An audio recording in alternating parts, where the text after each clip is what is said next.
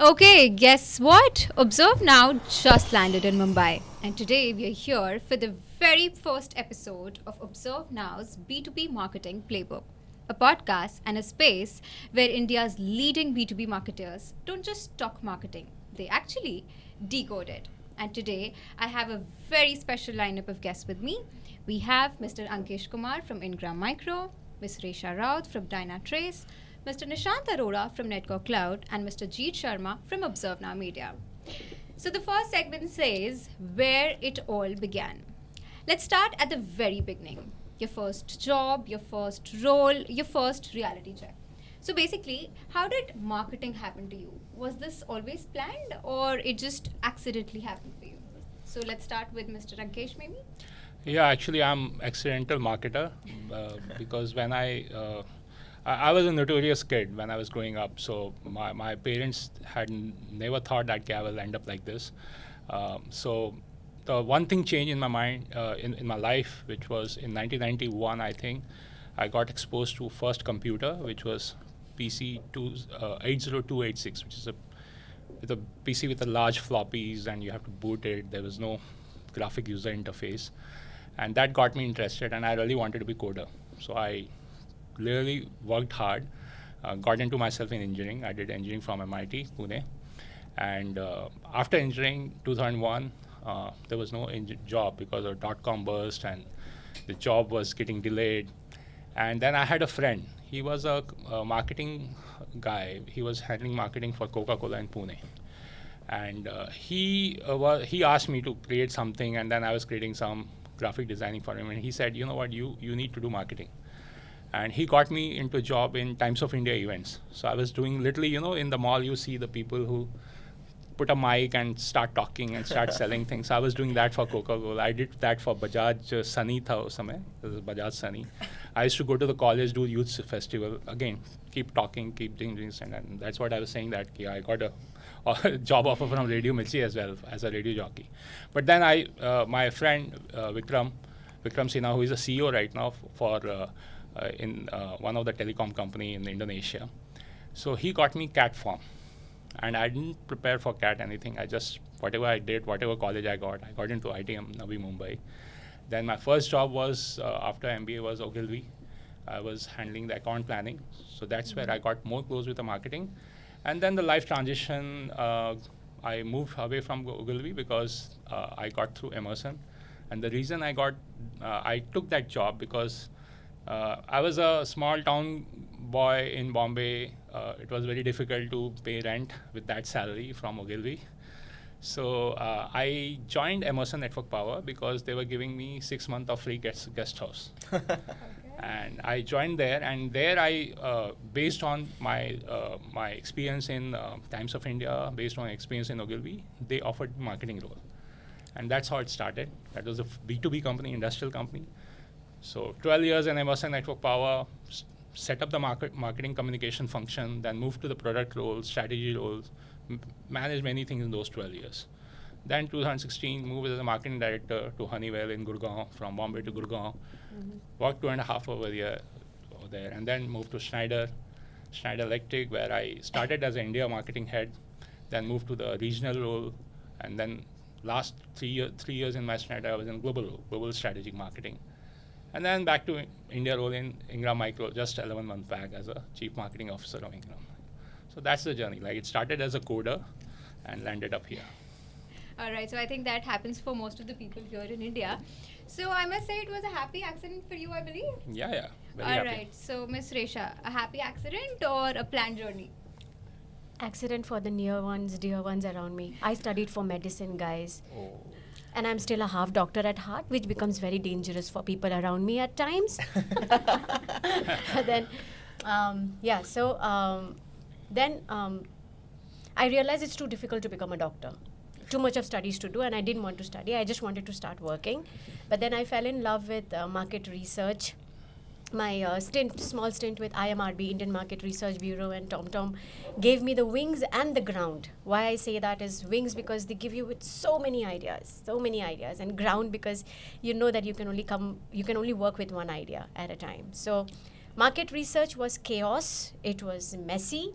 It was like a maze, but at the end, the cheese was worth it. But as I matured, then I realized that only research doesn't take you where you want to be. You need to be able to put a shape, a size, a taste, a smell, a color into it, and that's when marketing came in. So I would say like I evolved into marketing with, slowly, gradually over the years.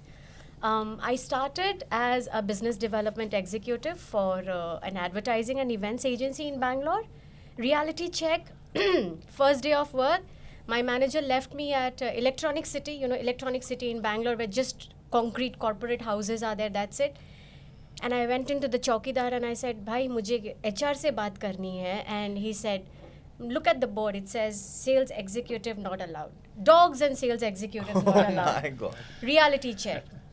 I was there from 10 a.m. to 6 p.m. I called my manager. I said, I'm done for the day. I got 3 leads for the day. Leads was for, organizing their annual event, annual employee event.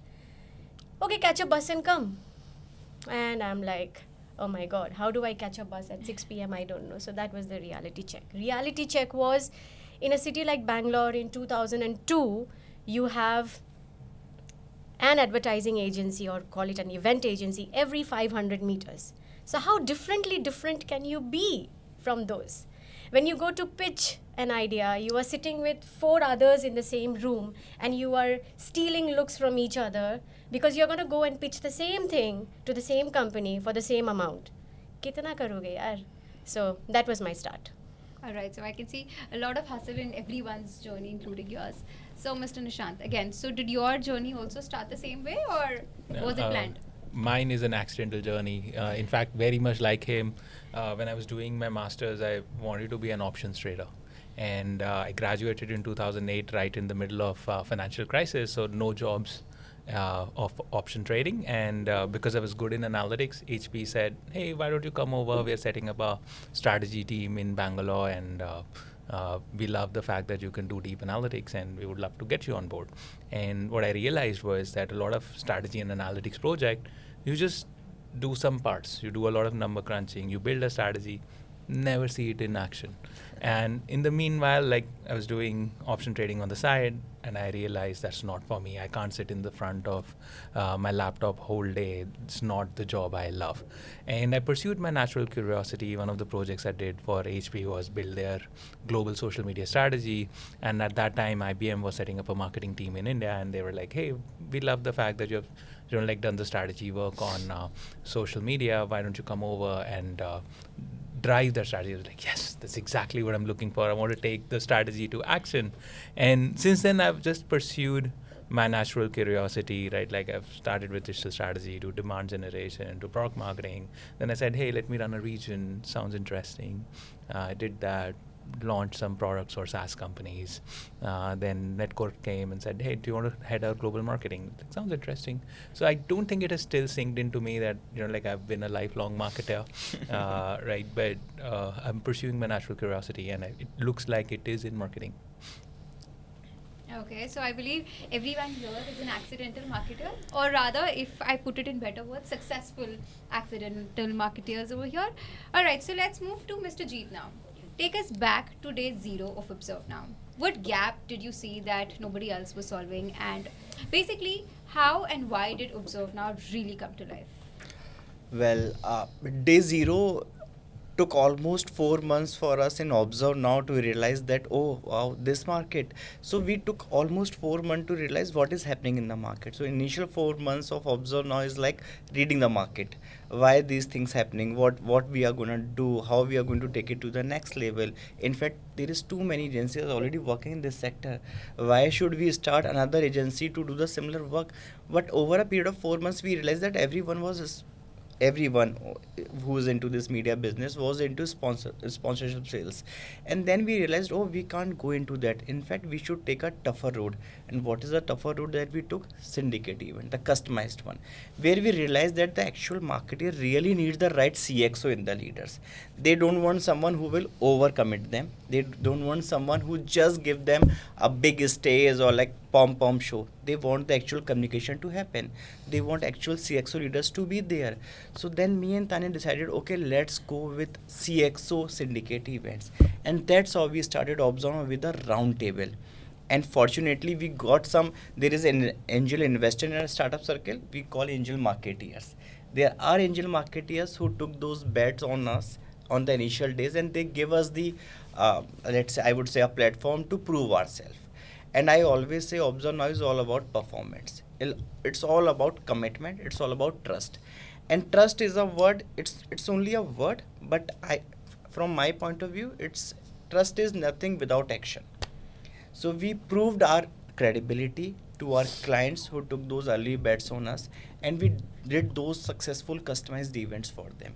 So slowly by slowly, one roundtable to another, to different territories, to different geographies, to different sectors. We started from one roundtable.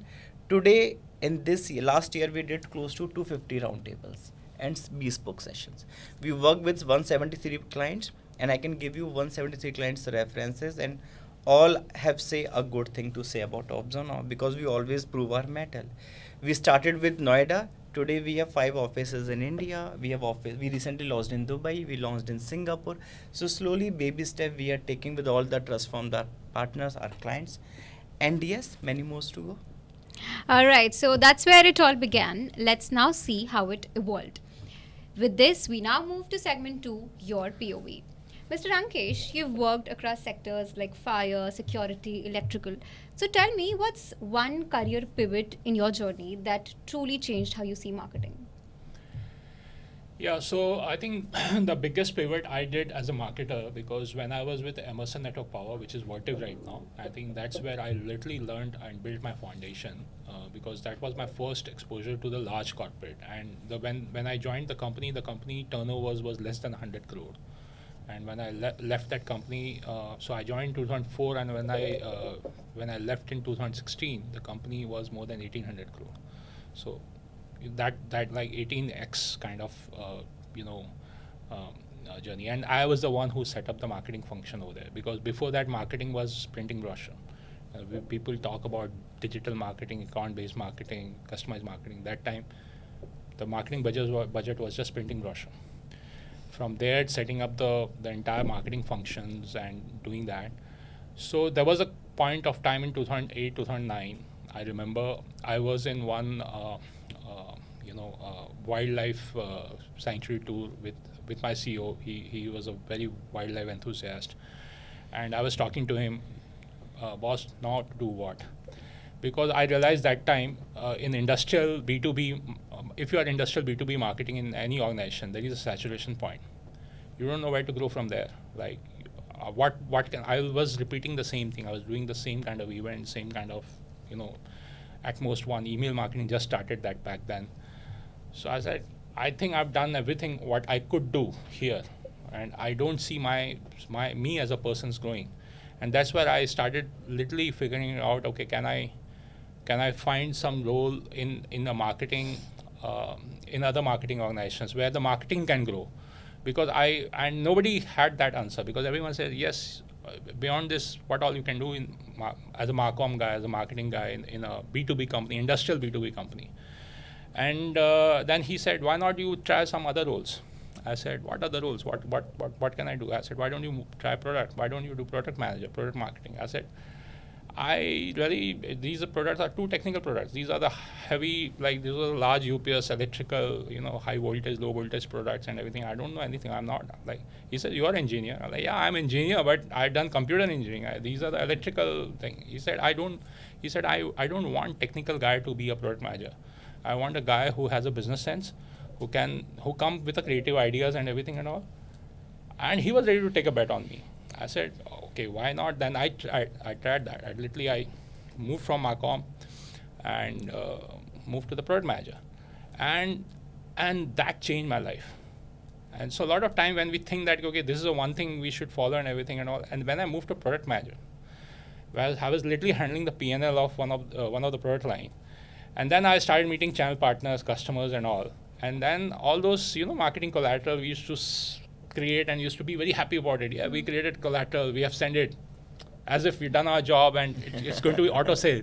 Then I realized those collateral doesn't matter. The customer is looking out for something else. When you're sitting in front of customer, I remember, if you want to have a biggest humiliation of your any deal, go with any large deal with a Reliance. They will literally show you your places, like the way they negotiate. Then I realized, no, marketing, as a marketer, I also used to think about all these things. So like what the sales guy, what the product guys goes through. So that was a kind of eye-opener for me, that's those 4-5 years. So moving into the product marketing role, portfolio management role. And then some restructuring happened. The marketing again started reporting to me. Then I started literally thinking about marketing from the customer perspective, from the sales guy perspective, which really changed my I think that's where the pivot happened. So that's where I always tell my team, and when I moved to Honeywell and Schneider Electric and now Ingram Micro, I'm always a part of sales review, business review. I think marketers should have a business acumen. If marketers doesn't have a business acumen, your self-life is numbered, I'm telling you. Or you'll be treated just like that. Arey, ye kar do, just do this event. Arey, main bol raha na, this event is better. Because I keep hearing, when I talk to a lot of people, my marketer colleagues and some of the media fellows and everything, they says, some of the marketers, I feel very sorry about it. Some of the marketers, good ones, they're fully dependent on so their marketing activities fully dependent on what sales will drive, which should not be that case. You should understand the business. Like as a marketer, I should know, okay, you want to reach out to this many numbers of CIOs or this many numbers of channel partners, or you want to have engagement rate of this much, or you want marketing to generate this much or influence this much of revenue. That should be the conversation. Not that, okay, should I do this event or that event because sales guy like this or somebody in your organization like this or somebody played golf with someone. No. So that has changed. That changed. Why? Because I could sense I was in that role where I was literally selling or trying to help sell people in front of the customer and faced all those difficult questions. So I have lived that life. So now when I go and talk to their language, they understand. All right, so that's a great insight into your business acumen and how you built it with experience. Tell me, did your engineering background really help you in this journey of yours? Frankly speaking, no. I see, engineering background will help you to become better engineer. If I would have been doing more computer coding and everything and all, see, it gives you edge. I'll give you a very unrelated example. Some hiring was happening. There was a SDFC bank. He was in HR. He was a senior leader in HR, and I asked him question. We were over the drinks. I said, you know what? Why your banks because I remember back then during my MBA, most of the banks was hiring and their criteria was engineering. I said, why the hell you want engineers to sell credit card? I mean, of course, that engineers did engineering, mechanical, or whatever the thing, and then they did MBA, and then they started selling credit cards or loans or all this thing. So it's a very funny example, and maybe it's very country specific.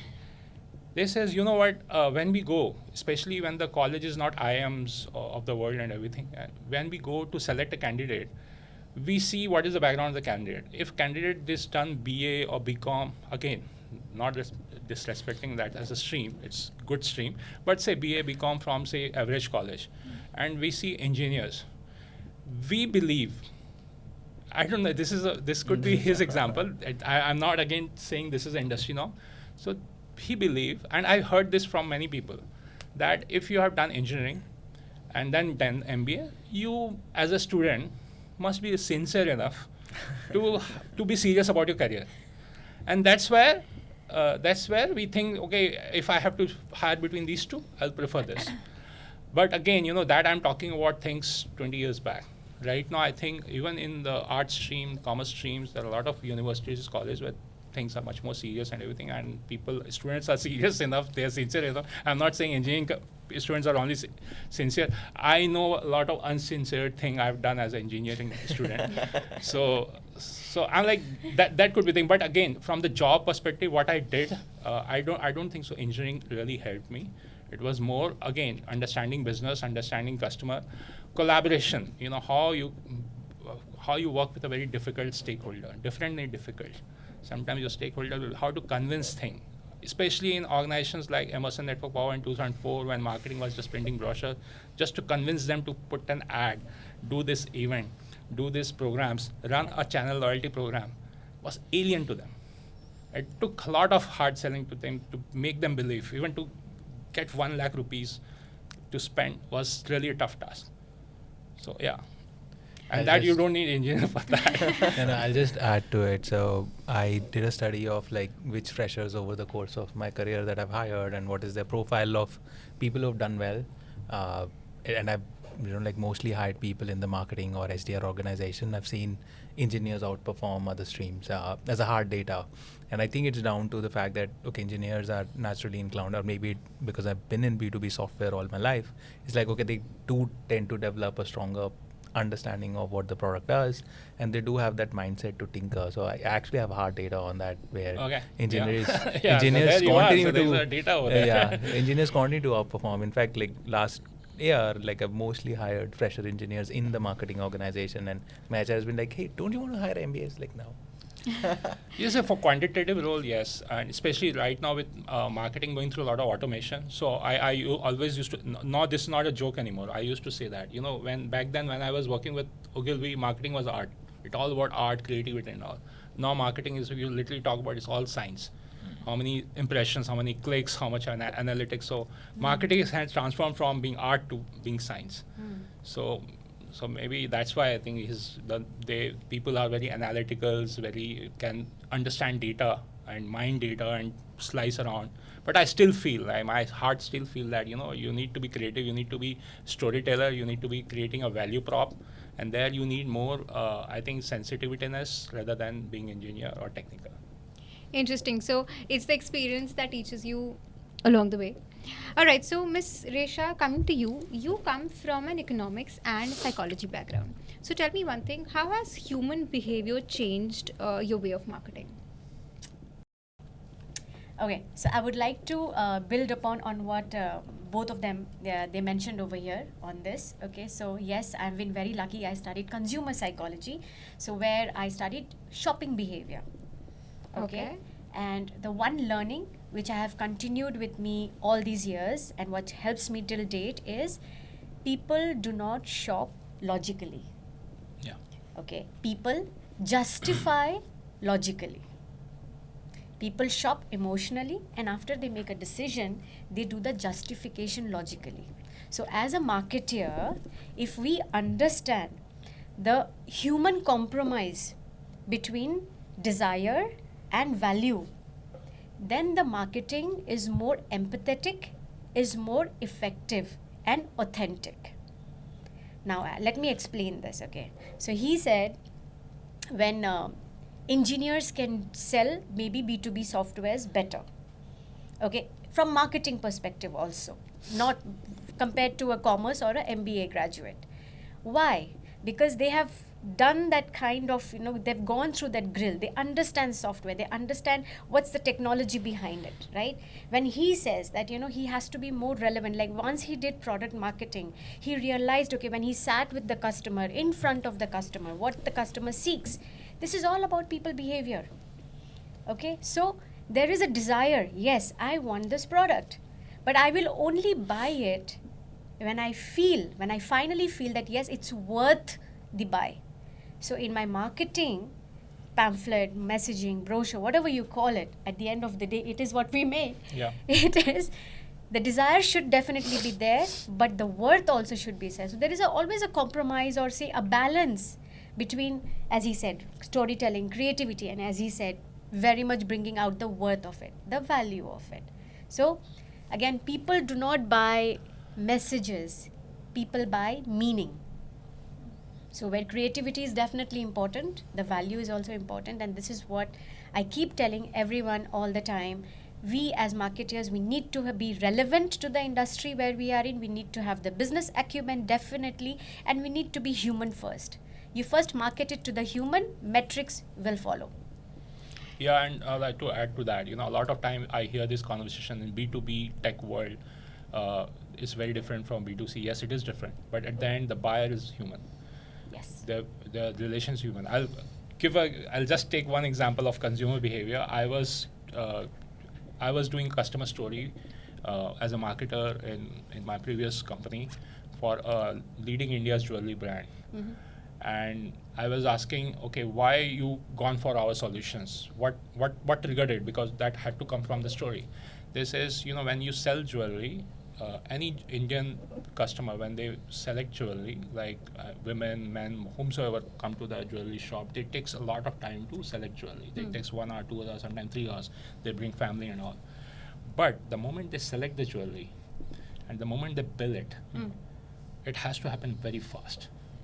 Because if you delay that, there is a huge chance, and they has analytics. There is a huge chance if somebody is literally standing in a queue to bill a jewelry, there is a huge chance he will change the idea. He or she will change the mind. So it's like the reason we gone for your solution, because we wanted to create that billing experience faster. It has to connect with the server faster, do that entire experience very faster, because the selection is difficult part, but the moment, like, if you elongated it more than 5 minutes, 10 minutes, 15 minutes, they'll say, okay, yeah, maybe some other time. So I again just wanted to, to her point, like, the behavior, you don't know that, what's going on in the person's mind. That's true. It can't be like you really, and nobody knows. It can be built through a story, it can be built through a brand image, it can be built through your relationships, services, anything. So one thing that I have learned being a psychology student is, like, human behavior is beautifully irrational. Yeah. We are irrational, but that's the beauty of it. Yeah. Resha, one question for you. You told us how the consumer shop. Okay. But tell me, how does marketeer shop? It's the same way. It's the same way. I'm human at the end of the Because day. I have realized over a period of 5 years, from my perspective, a marketeer shops through availability too. I have got certain deals in my life in Observe Now because I was available at the right time, at the right opportunity. They were going ahead with someone else, but because I was there, I got the deal.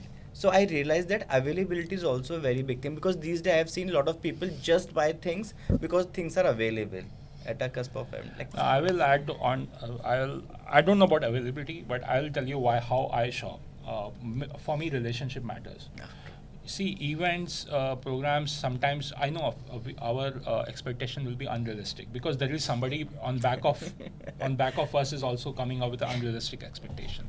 So sometimes, and especially for the events, roundtables, bespoke events, sometimes you get a great result, sometimes you don't get a great result. And I always tell people, like, ये जो नया आ गया ना digital marketing से, that 30x ROI, 50x Yes. ROI, I don't know who coined this number. I always tell, what the job of marketing is get you the opportunity. Now, whether that opportunity, whether your product is available or not, your pricing is available or not, so I can't hold my event agency responsible that itna lead convert nahi hua. So my is like, I have to give you great profile and everything. And sometimes it will work, sometimes it doesn't work. I work with only those people, again, repeatedly. I give, first chance I give to literally everyone. But I start doing a lot of repeat business with a person who I have a better rapport. Even if thing goes wrong, a person says, you know what, I'll cover it up.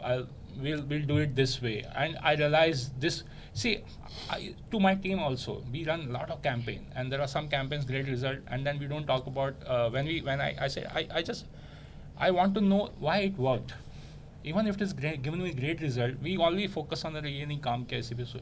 But I want to know the root cause of why it worked, so that when things didn't work, we can replicate it and everything. So something didn't work na, so I've seen most of the agencies, again not blaming anyone, come with excuses. अरे ये नहीं था, आज traffic ज़्यादा था, this was not right day. No, because you have to decide or come to me, this was not right day, this was not profile. Sometimes we figured it out together why it didn't work, and then say, okay, we'll fix this. So in fact I would prefer to work with those people who owns the responsibility, if something went very well, owns something went very bad, and then we work together. So for me, relationship, matters. The longevity and the comfort, like, what, if I can call, I was giving her example of one of those, like, I can call if I'm in some certain need. I've done with an event happened long back, but suddenly I needed some help, which I thought you could help, and there's no obligation. And if you step up and support me, I said yes. I'll rather prefer to work with this kind of person who understand me as not as only as a marketing guy from Ingram Micro, but as a person. As a person. Yeah. So that helps. And Alright, also, just to add to that, when you say that you are available and you got some deals because of your availability, I think what you mean is when you said you are available, that means you understood The requirement. the problem, the Could be, yeah. requirement, and you stood there saying that I will give you this. True, So again, it is you read your client's need, you stepped into your client's shoes, you empathized with your client at that point. I think all of us as humans, we need that in Yeah. some point. Absolutely. Like, yeah, when we are shopping, that's what we need. All right, so because now we've started talking about events, what do you think is the future of events? 5 year or 10 years down the line, will events still be there in the B2B marketing landscape? I was telling this to Jeet. See, frankly speaking, you know what? I am sick and tired of answering this question, what will the future? I was in one of the AI conference and everyone was telling in future AI will do this, AI will do this, AI will do this. I said, you know what, till 20th of, I think October, November 2022, nobody knew. Even Gartner didn't know, IDC didn't know that something called OpenAI will come up with a ChatGPT. Now it come, everyone is become expert and everyone giving, advice what will future will happen. I can say how things are changing right now. I personally feel, event is important. Experience is important. Some of those flagship events, some of the flagship experience will continue. The problem what has happened, event has run down, and when you do things again, same some of the other thing. I twist this questions to some in a very different way, and that's what I asked my team to work on. That forget about event, forget about direct marketing, email marketing, SEO. Now there is a GEO, generative, something, I don't know, all these jargons are coming. Well, think about your customer journey. If you have a customer which is getting up in the morning till the evening or in this entire month, what all he does? He goes to LinkedIn, he consumes this media, and he also participates in certain events. How then you work around to have your touch point of your products and solutions on those. So when I say touch point, that doesn't mean that when he's driving down to his work and listening to the radio, you're on the radio. No, because your technology or product may not be but he would like to attend some of the peer event. He would like to maybe he wanted to talk about in some panel discussion, something like that. So he may be having that kind of desire. So first, create a persona of your customer, understand his journey. Even journey, if there is an event, if it is a large event, do the large event. If it is a smaller event, do the smaller event. That's how you should plan. That's my take. Future, I really don't know. I don't know what will happen tomorrow. All right, so I think understanding the human behavior and in fact the customers, the real pain points of them is the most important thing that I can make out from the discussions here. Let's now move to Mr. Nishant. You have been leading global marketing and inbound SDR. So tell me, how is marketing different, let's say today and between even 5 years ago? Some things have changed drastically. A lot has not changed. Like, say, for example, like the relationship building, understanding who you want to target, what's your value proposition, communicating it in a way that your consumers understand, or like targeting your customers where they are, like it may be digital events, tying to how they talk about the problem. That has fundamentally not changed. But what has changed drastically, especially with the advent of AI and more so in case of B2B marketing, is I've started to see like customer journey is increasingly getting automated, and marketing is all of a sudden at the center of it. We've always said that like, hey, marketing owns the go-to-market machinery, and I see that happening right now, which is fascinating, right? Like initially I used to talk about propensity to buy models, which were accurate, but they didn't have like, okay, when are they going to buy? And right now I'm building an intent engine across like 20 different sources, which is increasing the probability of who is in market right now drastically, right? Like which was not possible 5 years ago. The de-anonymization technology that has come in, I'm able to identify who's on my website, looking at my pricing page. Again, some things which was not possible 5-7 years ago. So I see a lot of changes. In fact, like even the way we are reaching out right now, like I had a 10 people team who was looking at LinkedIn, doing contact research and accounts, and right now we have tools that automate it. Now I'm able to send an automated notification to my ICP whenever they're changing a job, saying that congratulations, do you want to talk to us about how we can help you in a new job? Completely automated versus like somebody doing it manually, sending it to a seller, the seller, if he's in a good mood, reading the mail, or in office sending that email out, or maybe the missing that email and missing that amazing engagement opportunity completely. So a lot has changed. Do see, right, like a lot will change as well in future. In fact, like even from an event experience standpoint, I'm starting to see how AI is changing the experience at the event in a profound way. Like, is it drastic? No, but has it added meaningful leverages or meaningfully to the experiences? For sure.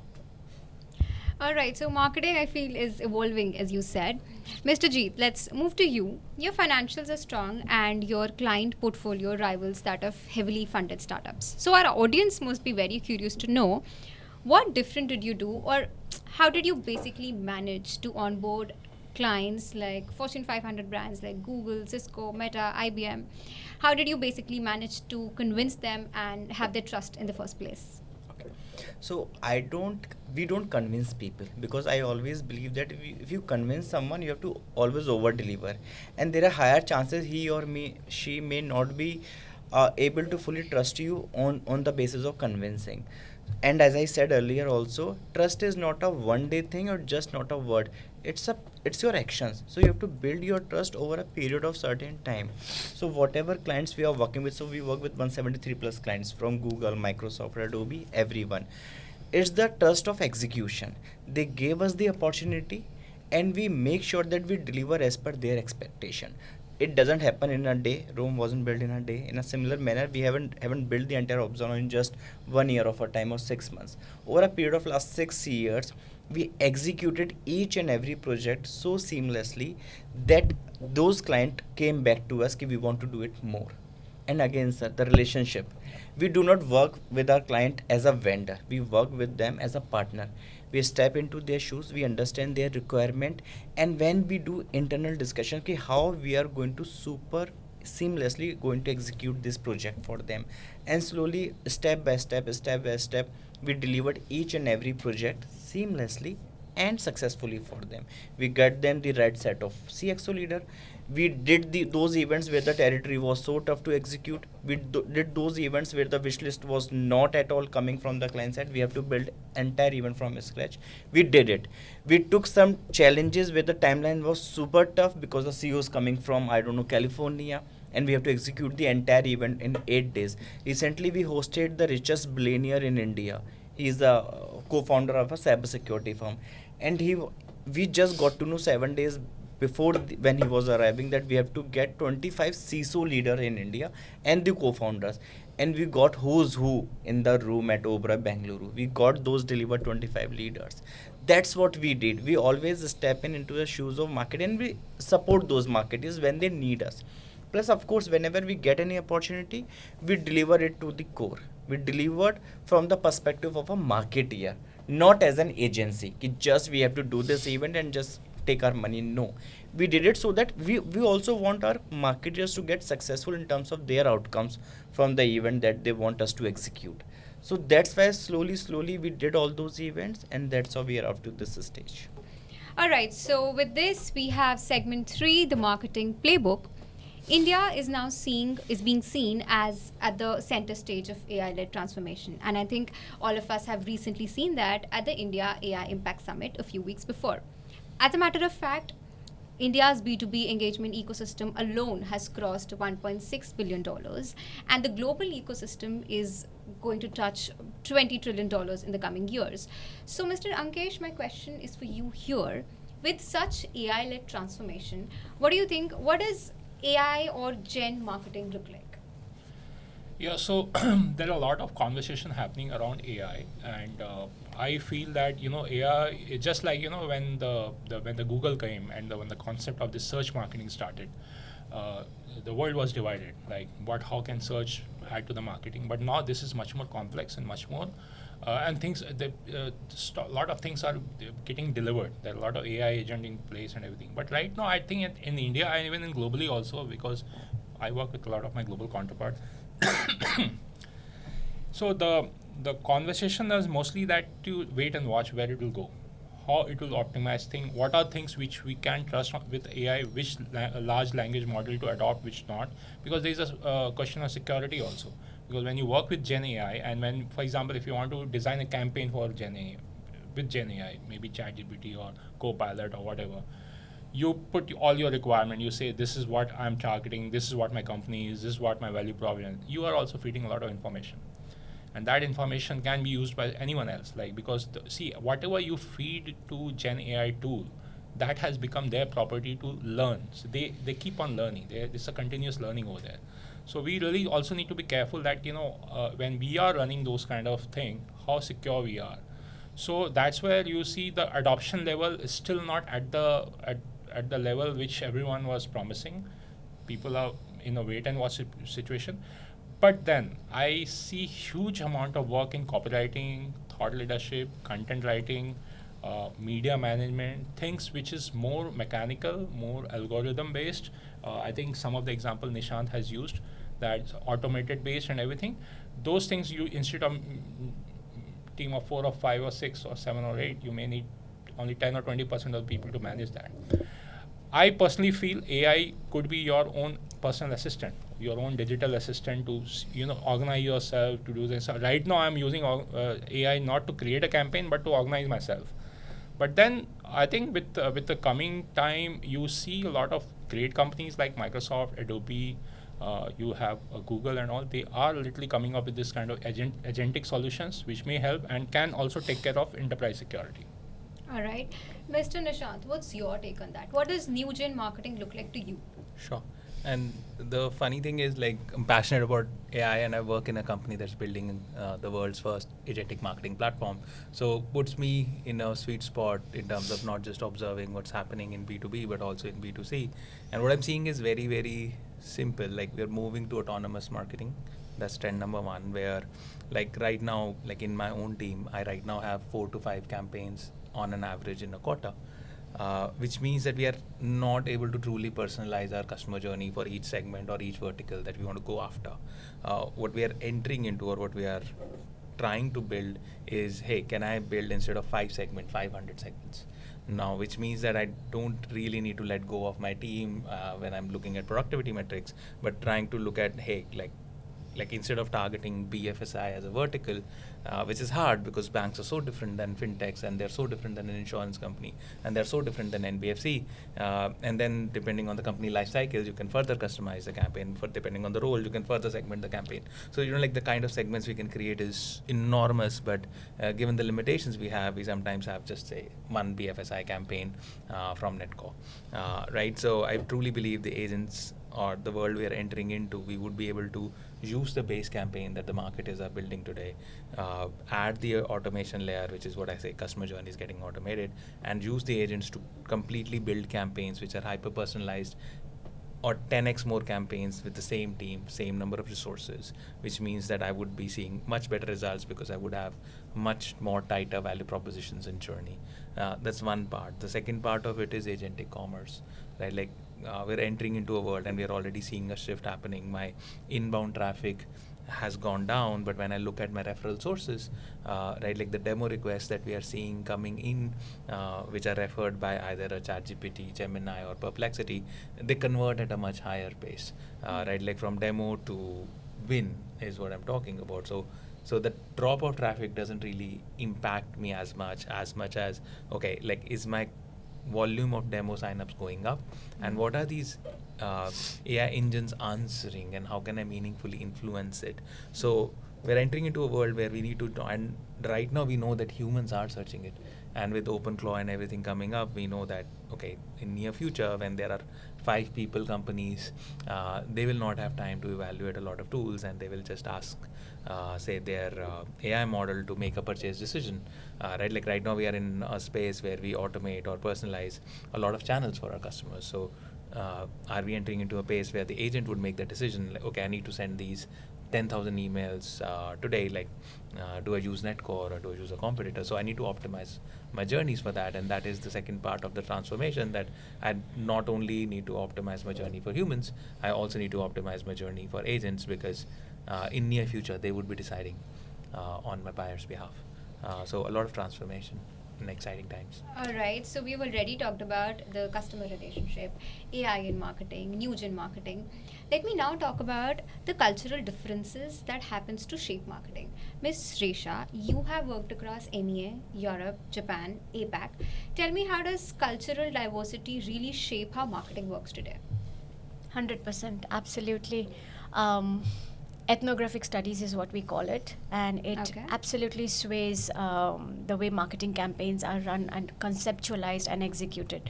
Okay, so for example, I mean, this is, everybody knows this, right? Like, Europe is more about direct communication with emphasis on sustainability. Whereas you compare that with Japan, they are more of emotional storytelling and more of meaningful.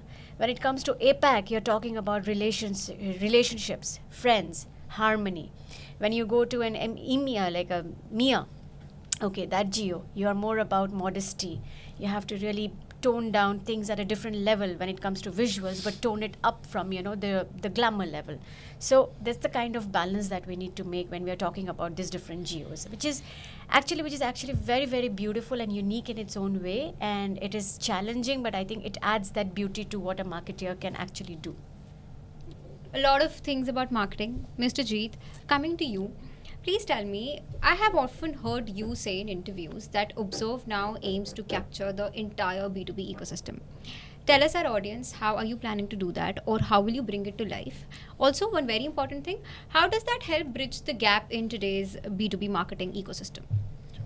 So, over a period of 5.5 years, I've realized that the client has to go to many different agencies for different, let's say, reasons or the requirements. I would, and me and Tanya would like to create Observe not as a vendor, but as an organization where a marketeer, a B2B marketeer, come to us for different requirements, and we becomes their one-stop solution. Right from data intelligence about our CXO leaders, because these days what is happening, 99%, as per my experience, 99% of B2B marketeers are struggling with the right set of CXO leaders. And because we talk to these CXO leaders, we exactly know what kind of data points they have, which can help these B2B marketeers to take the right decision. So recently we launched ObserveNow.ai.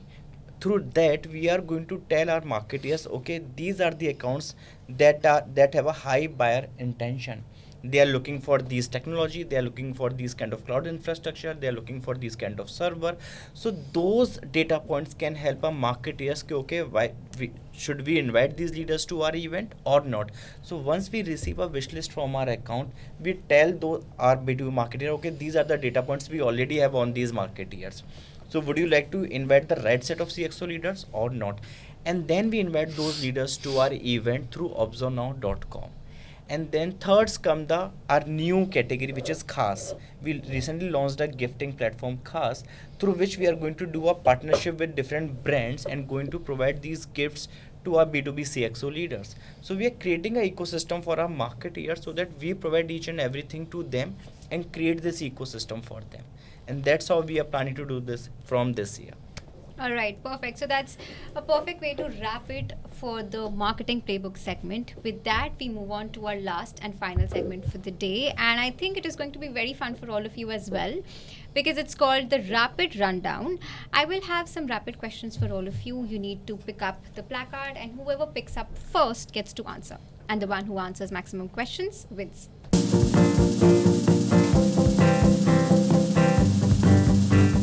So, round one says, one brand you admire. Okay, Nishant sir. One brand that I truly admire is Napadori. I think it's quiet, and the way they market themselves is beautiful. Even the way their Instagram is, it doesn't feel like like a typical Indian brand. And I think the way it's marketed matches the global standards. Which brand you spoke? Napadori. It's a leather bag brand. Yeah. Indian brand, yeah. Indian bag. Oh, nice. Quite beautiful. Yeah. One tool you can't live without. Tool. Okay. My movie collection. Okay. I think that's an interesting way to have a break from work. One word to describe your marketing style. Okay, I think it was quick. All three of you get to answer. Direct. Okay. Unconventional. Have fun. All right. Yay. This is very interesting. I think you all will love it. One thing sales will never stop complaining about. Okay, Mr. Ankesh. Leads. Okay, and what is that for both of you? Leads. Leads. ROI. Okay. The buyer not being ready to buy. Again the leads. Leads not being ready to buy. Quality of I leads. think I touched your pain points Yeah. as a marketer. All right. Name 3 fintech brands. Okay, Mr. Ankesh. Paytm, Razorpay, and Google Pay. Okay. Name 2 food delivery brands. Mr. Nishant. Swiggy, Zomato. Okay. Name 3. You got to answer that. Name 3 beauty brands D2C. What? Beauty brand. Come on, name 3 beauty brands. वो मामा अर्थ हो गया एक Wait, Nykaa. D2C, right? So there is 2Co. They don't have a shop, I know. Okay. And then, wait, D2C, I know. Yeah. Clayco. Okay. That's another one. And then Dharma. All right. All right. SEO stands for.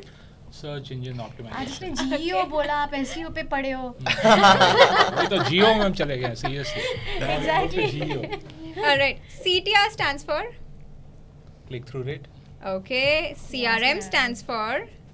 Customer relationship management. Okay. You're very quick with that. Name 2 brands starting with S. Snapdeal, Snapit. See? Okay. God. Name 3 marketing KPIs. Marketing source lead, marketing source revenue, and impressions. All right. Name 3 things that scream bad marketing. What? Bad marketing. Okay, you know what? All these financial institutions who keeps calling for a loan for everything, I think that's the worst marketing. DP, GDPR, I don't know what will happen, what will stop them. I like every day you get so Yeah, much cold of call calling. from Cold this calling. bank, and cold Yeah. calling is the worst Cold kind of calling. thing. You know, that's the sin you can do as a marketer. Okay. The rest of the 2 things you can do. Yeah, for me it's like as a B2B marketer, like fluffy marketing where so many buzzwords are used and I'm still confused on what the company does. And greenwashing, everything green, sustainability, people are very irresponsibly saying things are green, things are efficient, things can save the earth. Greenwashing is a very bad market. And I'll add AI washing to it as well. AI washing, AI Yeah, washing, so everything is Okay. AI. Everything AI is washing. AI. There's a new washing machine with a AI thing. Oh yeah. We saw I the saw that. videos. I saw that as well. Yeah. Automation is AI. That's a AI washing. The AI washing. That's literally AI Like they put washing. their products and then everything is AI. All right. So I think this one also you're going to love because you loved my sales question. Name 2 things that clients say and that really annoys you. If it does. So it's like इतने पैसे में इतना ही मिलेगा. You know, that is always the question, right? Like you know, can you just bring it down? Can you just make it more what do you say, valuable? But then sometimes they don't know what they want. When they ask you to add value to it, but they don't know what they want out of it. It happens to marketeers also. Yeah. So I'll be very Yeah. politically correct. I think, client never annoys anyone. Clients are always right. Yeah. So That's what the you perfect do, way. yeah. Like even if the moment clients annoys you, that means That's you- ObserveNow mantra. sir. your days are numbered. That's Do you have ObserveNow a mantra. punching bag at home? Yeah. So clients are the I'm supreme- telling you won't realize very funny incident. There was one government event where we did in Goa, and we were pitching data center infrastructure project, and we were giving some giveaways. So there was a giveaways which is USB or Chinese ka giveaways, nahi aata, USB Yes. torch and all. I got a call at 10 o'clock in the night 2 months back. A guy, he's a customer, he's a government customer. He's Oh. saying, मैंने बोला क्या हो गया होगा इसको? He's saying आपने जो USB torch दिया ना चल नहीं रहा. Oh. I mean, I was not selling USB torch. I was selling data center infrastructure. I told my team after that, no more electronic giveaways. Oh my God! Really? Yes, we have Because all that USB had- torch had our yes. logo at the end. Yes. So, Yes. All right, so with that, we move to the last and final round. Be as quick as you can. Your 3 comfort foods. Dal chawal. 3. 3 comfort foods. I prefer Vada pizza, pav. dal chawal, pizza, and butter chicken. All right. Butter Comfort food. First app you open in the morning. LinkedIn. Slack. WhatsApp. Okay. 3 things that are always in your bag. Always in the bag. I don't ask her. She goes Okay, with so the only bag. you carry a bag here, I feel. Panty, headache medicine, acidity medicine, and a mouth Okay. freshener. Okay. Your current can't stop playing track. So your favorite song basically that you're playing right now. I'm playing Dhurandhar. I think been playing Dhurandhar quite a while now. I think I have to find some new music track. Right. Okay. Kaide Se from In Dino Metro. Okay. What is that for Mr. Nishant? I'm at loss of words. I don't think I have a favorite track right now. That's Was same he for playing me. analytics. That's same for me, I would say. All right. So the last one for the day. Last thing you impulse bought. A coffee Impulse. machine. Okay. Impulse bought. My all buyings are impulses. So I am maybe I think some subscriptions I bought which I not needed and then I cancelled it. Oh my some God. subscriptions of some AI tool only, like some AI video editing Oh tool. Then I my realized that I God. don't need That it. is what Yeah. you preach. Yeah.